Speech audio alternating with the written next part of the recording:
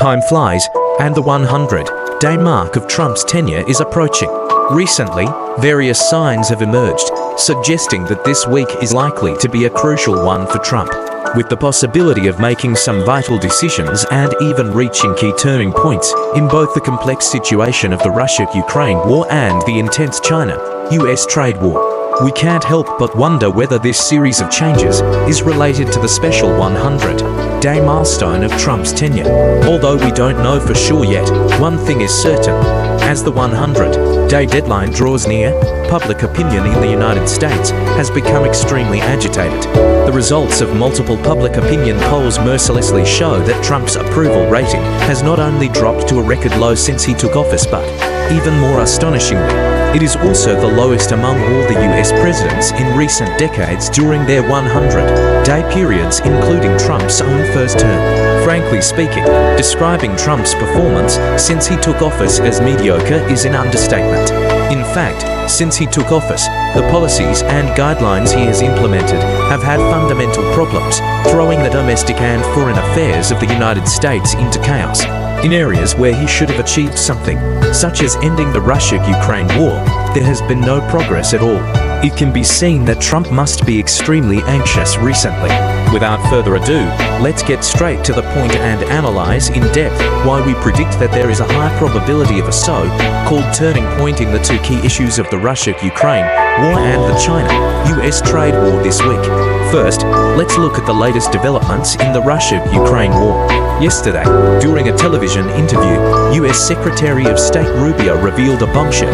This week, US President Trump will officially decide whether to continue negotiations with Russia on the Russia-Ukraine war or completely abandon this issue and focus on other issues instead. The background behind this is worthy of our in-depth exploration. Recently, Trump has shown strong dissatisfaction with Putin. Although on the Russian side, Putin's press secretary Peskov has clearly stated that Putin is willing to negotiate without any additional conditions, it is obvious that some conditions that Trump hopes Putin will accept are currently difficult for the Russian side to meet. As for what these specific conditions are, we haven't learned about them in public. However, based on various information, it is speculated that Trump may hope that Putin will give up some of what he considers to be unreasonable strategic demands on Ukraine. After all, Trump may have at least made such a promise to Zelensky. At the same time, some notable things happened at the funeral of the Pope in Rome last weekend. As I mentioned to you in the program yesterday, Trump and Zelensky talked face-to-face for about 20 minutes in full view of the journalists. Now, we have obtained more relevant information to add. Before that, French President Macron also attended this event. There were originally 3 chairs placed in front of the church. However, as the 3 people were talking, an assistant took away Macron's chair, and finally only Zelensky and Trump were left talking. This detail clearly shows that there was some kind of prior agreement between Macron and either Zelensky or Trump. That is, regarding this matter, it would be better for Trump to talk to Zelensky in person. So, what did they talk about during these 20 minutes? As I told you yesterday, they were at least speaking in English because there was no translator present. Today, we have received new information. There were lip-reading experts observing from a distance because the distance was too far for people to hear their conversation, trying to interpret their dialogue by observing the movements and changes of their lips.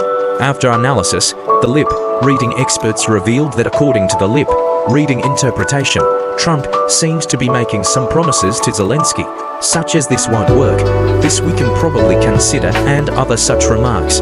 Further lip-reading interpretation shows that Zelensky was asking Trump to continue providing weapons to Ukraine, which is likely to be a key topic in their conversation.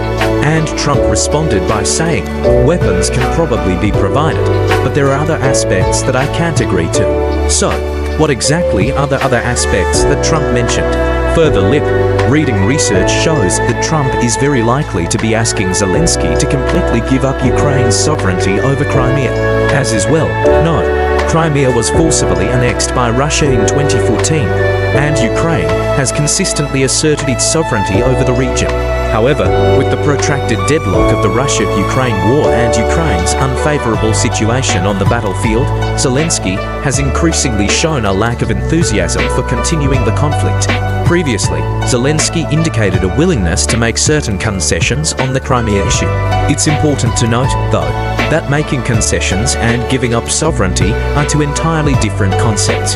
Hence, it's highly likely that Trump is now pressing Zelensky to completely relinquish Ukraine's sovereignty over Crimea. Interestingly, regarding the other 4 regions under Russian control, Trump doesn't seem to be making the same unreasonable demand for Ukraine to abandon its claim of sovereignty, likely because Ukraine also firmly asserts its rights over these areas. Coincidentally, during a press interview on April 27, Sunday, Trump openly stated that it was possible for Zelensky to give up Crimea. This statement aligns remarkably well with the lip-reading experts' interpretation from the previous day, providing strong evidence of what actually transpired during their conversation. It also offers us a rare glimpse into the behind-the-scenes dealings among the United States, Russia, and Ukraine. Among all parties involved in these behind-the-scenes maneuvers, Trump appears to be the most frustrated.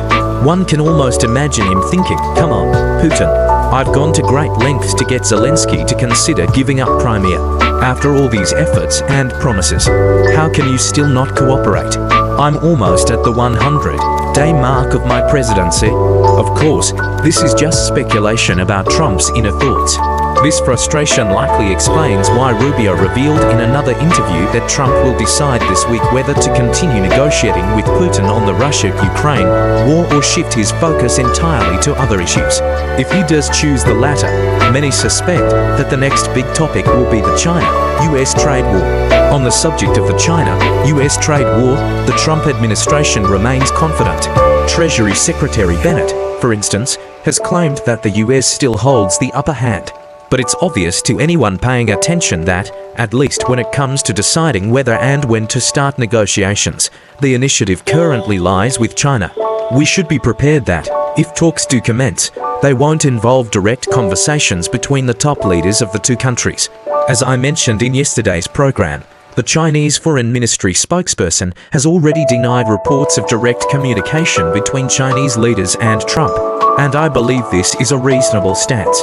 Such high-level interactions seem highly unlikely at this stage. That said, there's still a possibility of lower-level contacts and negotiations. As I analyzed in the day before yesterday's program, as of April 26th, China's Minister of Finance was in Washington attending the G20 finance ministers and central bank governors meeting. With both China's finance minister and central bank governor in Washington, there's a real chance that the finance minister could meet with US officials, either by chance or through carefully arranged circumstances. Now, new information has emerged. Secretary Bennett has publicly admitted that he did meet with his Chinese counterpart in Washington last week. However, he also insisted that the discussions were limited to general topics, such as global trade and bilateral trade issues between the US and China. High tariff issues were not on the agenda, but this claim stretches credibility.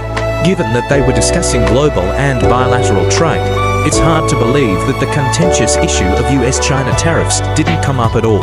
We understand that the influence of finance ministers, whether from China or the US, in political and strategic decision-making is limited.